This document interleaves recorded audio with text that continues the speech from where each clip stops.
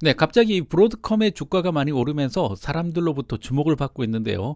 브로드컴 도대체 어떤 회사인지, 왜 주가가 오르는지 그런 것들을 빠르고 쉽게 한번 살펴보도록 하겠습니다. 지금 보시죠.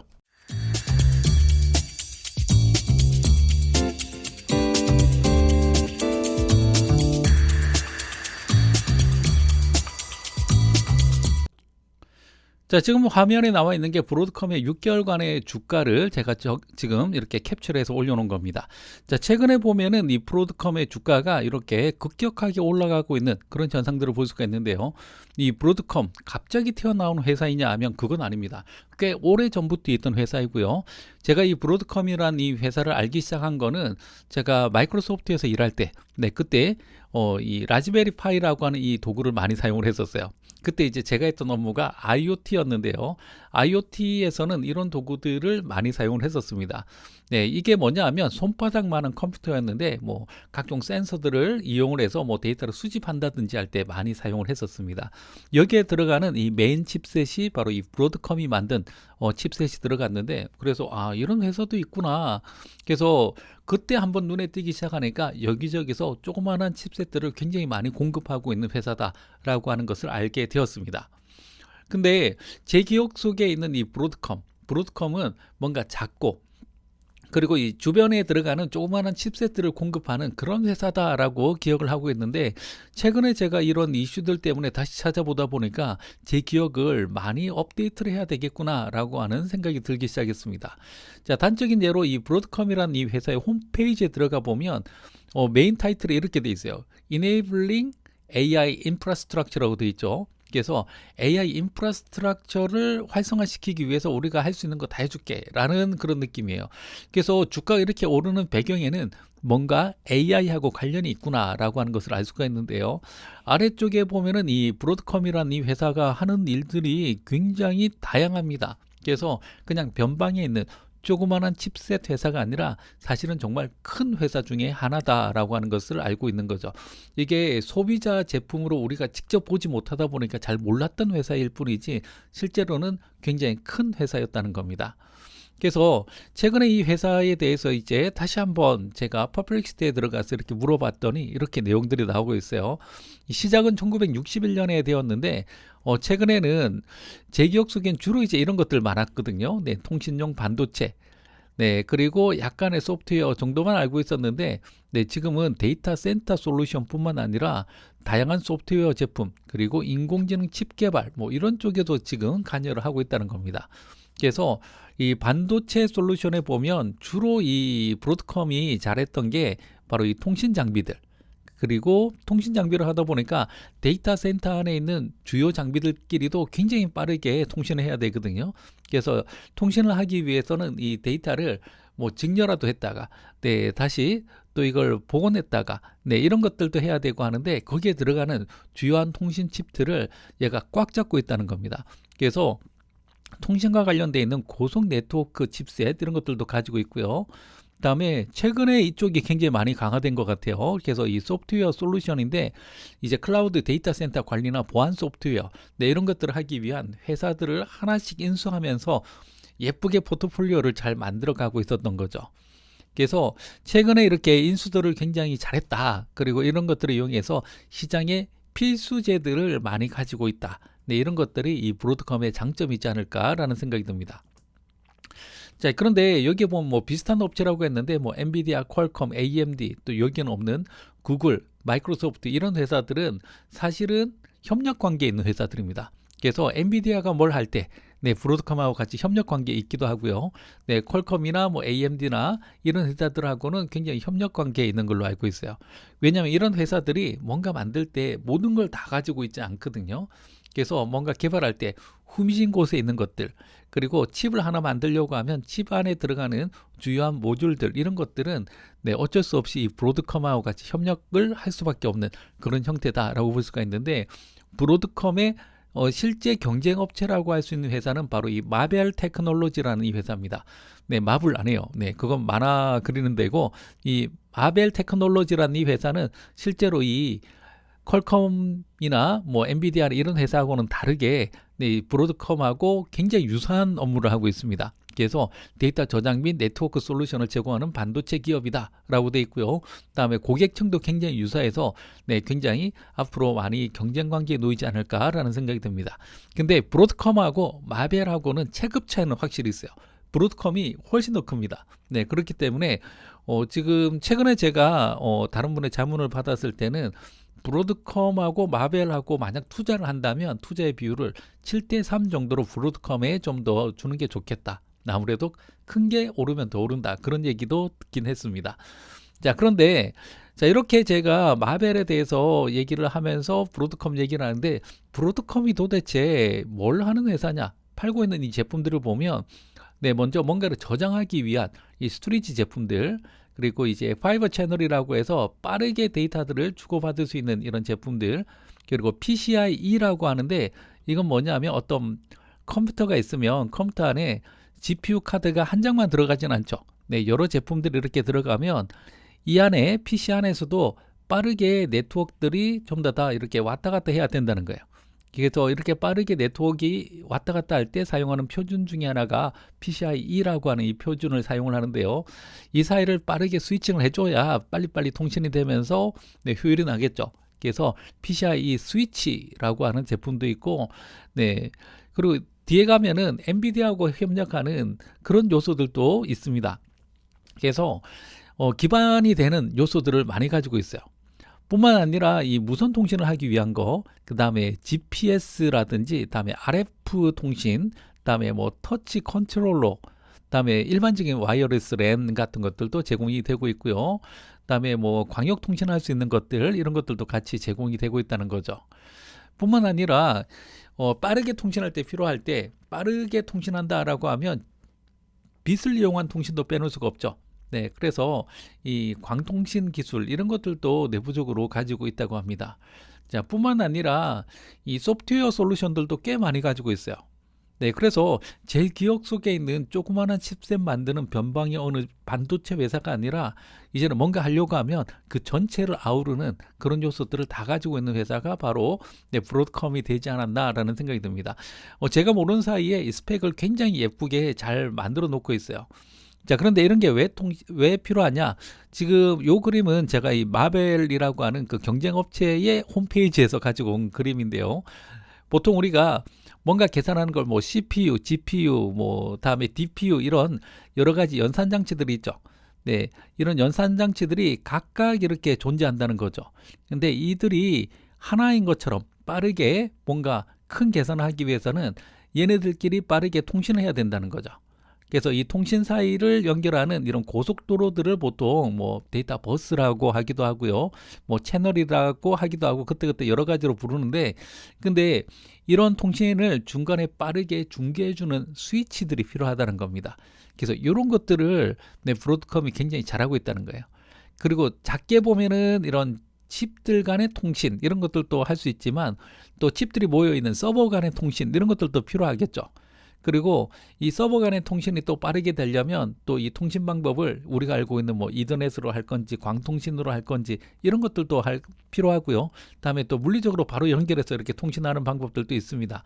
그래서 이런 방법들을 골고루 필요하면 뭐 얘기만 하면 다 구해주는 그런 느낌으로 다양한 제품들을 다 가지고 있기 때문에 뭔가 데이터 센터를 하나 만들어야 되겠다. 아니면 새로운 AI 인프라를 만들어야 되겠다라고 하면 브로드컴을 빼놓고 얘기하기가 어렵다는 겁니다. 자, 요거는 엔비디아의 데이터 센터 스펙인데요. 이런 것들 보면 스펙이 굉장히 층층시하로 많죠. 그렇죠? 그래서 이 모든 걸 엔비디아가 할 수 있느냐? 그럴 수 없다는 겁니다. 그래서 이걸 제가 여러분들한테 좀 쉽게 어떻게 하면 쉽게 설명을 할 수 있을까 이런 것들을 고민해서 브로드컴을 생각해 보니까 이 회사는 동네 하나씩 있는 장사가 뭐 그럭저럭 되는 하지만 오래된 철물점 같은 느낌이에요. 그래서 이 건축업자가 집을 지으려고 하는데 뭔가 문짝을 구하고 다음에 벽체를 세우고 다음에 창틀 같은 거 구해가지고 그런 것들이 이제 끼워 맞춰서 이제 집을 짓잖아요. 근데 건축업자가 모든 부품을 다 수급할 수는 없죠. 네, 그래서 하다못해 경칩이라든지 혹은 또 거기에 들어가는 뭐 파이프라든지 파이프에 또 뭐 L자 아니면 뭐 조인트 이런 자잘한 부품들은 결국은 그 근처에 있는 철물점하고 이렇게 계약을 해서 거기서 이제 부품들을 수급해서 집을 짓기 시작하죠. 그래서 집을 지을 때 겉으로 볼 때는 건축업자만 보이지만 사실은 거기 거의 모든 요소들에 그 철물점 아저씨가 다 끼어서 뭔가 관여돼 있다는 겁니다. 그리고 이 아저씨가 없으면 문짝이 안 붙어요. 그리고 파이프가 안 꺾입니다. 네, 그렇기 때문에 이 브로드컴의 역할이 이 철물점 아저씨와 같이 아주 중요한 역할을 한다는 겁니다. 그래서 이 브로드컴에 같이 협력하고 있는 이 회사들 보면 다 큰 회사들이에요. 엔비디아, 마이크로소프트, 구글, AWS뿐만 아니라 수많은 업체들이 바로 이 브로드컴하고 같이 협력을 하고 있다는 겁니다. 뿐만 아니라 요즘에 어떤 트렌드 중에 하나가 엔비디아는 당연히 반도체 회사고요. 이 마이크로소프트, 구글, AWS도 자체적인 반도체를 만드는 회사들이 됐어요. 근데 그 반도체 안에 들어가는 모든 스펙을 내가 다 만들 수 있느냐? 그건 아니라는 거죠. 그래서 거기에 들어가는 요소들도 브로드컴하고 같이 협력을 하면 여기에 들어가는 코어는 내가 가지고 있는 이걸로 같이 한번 해봅시다. 이러면서 같이 협력이 되긴다는 거죠. 그래서 브로드컴하고 지금 협력 관계가 있다. 앞으로 협력할 것이다. 이런 발표들이 굉장히 많이 이루어지고 있다는 겁니다. 이럴 수밖에 없는 거는 AI 세상이 왔고 AI 세상을 위해서는 자체적인 인프라 그리고 또 고속의 처리를 하기 위한 인프라 이런 것들에 대한 관심도가 올라가니까 드디어 철물점 아저씨가 주목을 받는 세상이 됐다는 겁니다. 자, 그런데 우리가 이 AI를 위한 인프라라고 하는 거대한 데이터 센터 이런 것들을 하나 만들었다고 했을 때 이런 거대한 데이터 센터를 통으로 사용하는 경우도 있어요. 근데 지금 일론 머스크 같은 경우는 거의 통으로 쓰고 있는데 근데 다른 데 같은 경우는 이걸 용도별로 이렇게 조금씩 나눠서 쓴다는 겁니다. 그리고 나눠진 것들을 이제 조금씩 나눠서 팔기도 하죠. 네, 그런 것들이 이제 클라우드 서비스라고 하는데요. 네, 뭐 마이크로소프트의 애저, 구글의 네, GCP 그리고 아마존의 AWS 이런 데들도 전부 다 이런 형태의 서비스를 한다는 거죠. 자, 그러면 자체적으로 데이터 센터를 구축을 했을 때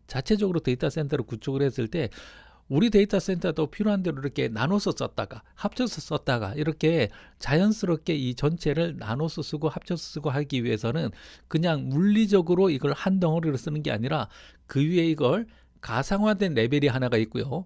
가상화된 레벨에서 그 위에서 필요한 자원들을 그때그때 생성해서 사용하는 식으로 가야 된다는 겁니다. 자, 그런 것들을 가장 잘하는 회사가 바로 이 VMware라고 하는 이 회사예요. 그래서 이 VMware는 바로 가상화 솔루션을 하는 회사인데 다르게 얘기하면 이 아저씨가 철물점 해보니까 자꾸 우리 집 잘 지었으니까 이거 어디 임대 좀 해줘 라고 하다 보니까 그 옆에 복덕방을 같이 만든 거예요.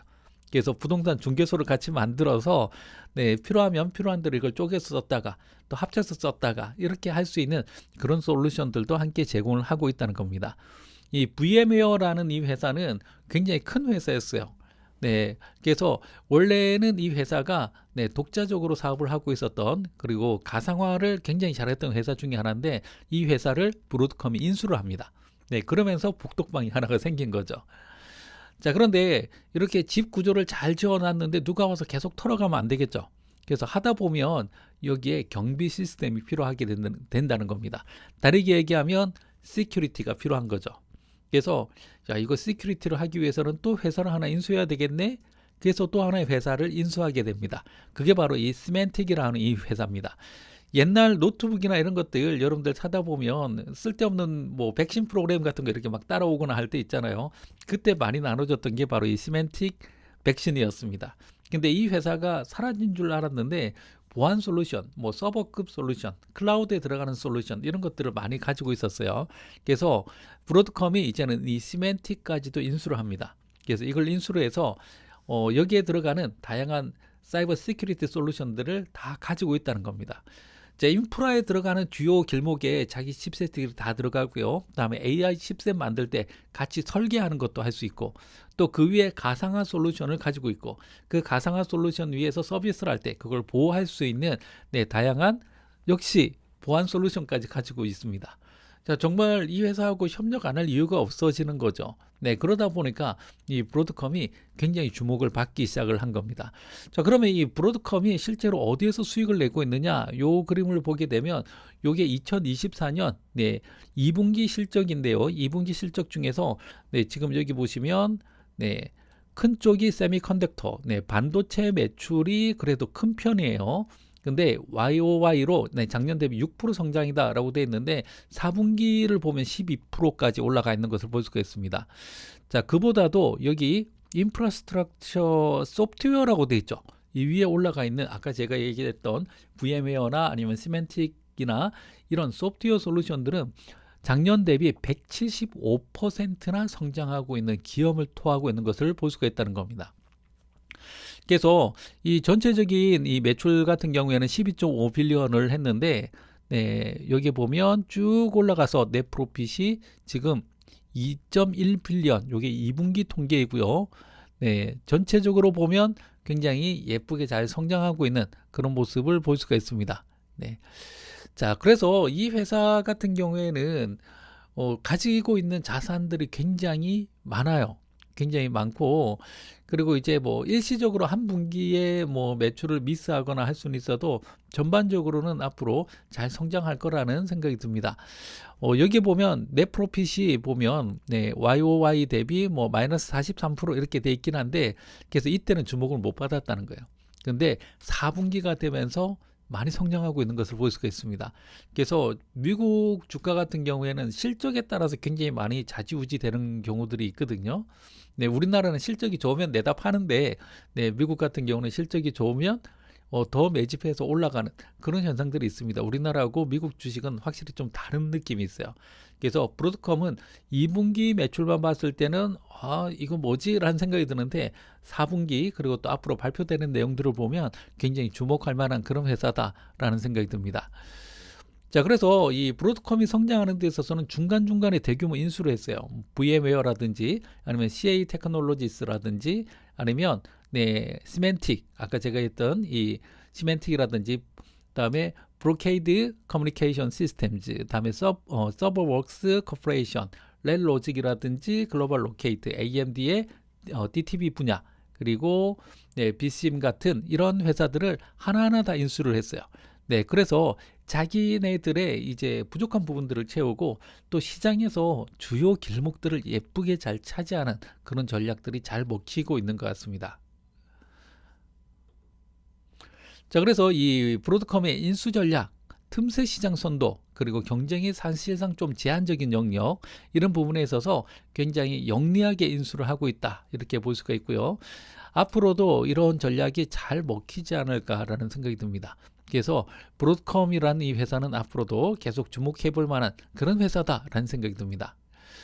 자, 지금 이 브로드컴이라는 이 회사에 대해서 주가도 많이 올랐지만 그래도 분석가들의 등급은 강력 매수가 지금 현재 떠 있습니다. 이게 지금 뭐 주식 투자 방송은 아니에요. 주식 투자 방송은 아니지만 이런 것들을 봤을 때 시장에서 어떻게 평가를 받느냐, 이런 것들을 제가 설명을 해드리고 있고요. 그리고 앞으로도 여러분들이 뭔가 관심을 가질 만한 그런 회사다. 물론 이제 투자는 개인들의 역량과 개인들의 판단에 의해서 투자를 하셔야 되겠지만, 저도 앞으로 굉장히 주목하고 있는 그런 회사 중에 하나고요. 앞으로도 많은 성장을 할 거라는 그런 느낌이 드는 그런 회사입니다. 자, 이번 시간에는 이 브로드컴에 대해서 살펴봤는데요. 다음 시간에 또 재미난 뉴스 가지고 다시 찾아오도록 하겠습니다.